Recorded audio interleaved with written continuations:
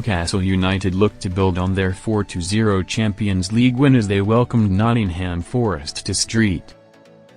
James' Park. Newcastle blew Union Saint-Gilloise away with their resounding 4-0 victory in midweek, and the Magpies will be looking to repeat that feat at home in the Premier League.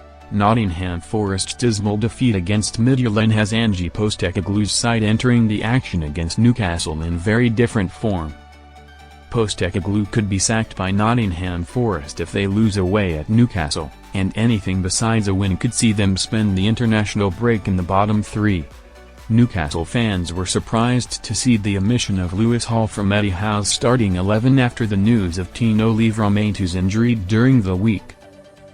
Livramento was injured against Arsenal, and Hall stepped in to replace the English international off the bench away in Belgium, yet was missing from the matchday squad against Forest. Newcastle insider Craig Hope revealed the reason for Hall's omission from the squad, writing on X, "Lewis Hall has a hamstring injury and will be sent for a scan." Hall has had an injury-ravaged time at Newcastle, struggling to make a long string of appearances on Tyneside in the last year.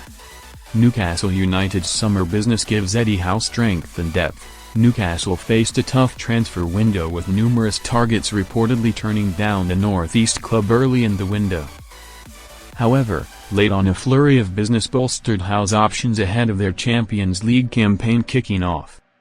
The addition of Malik Thaw to the backline has allowed Howe to be more fluid with his defensive formations, shifting Dan Burn to left back in Livrameto's absence. Howe will hope the two fullbacks aren't sidelined for a long period, but the upcoming international break will give Newcastle some needed respite from negative injury news.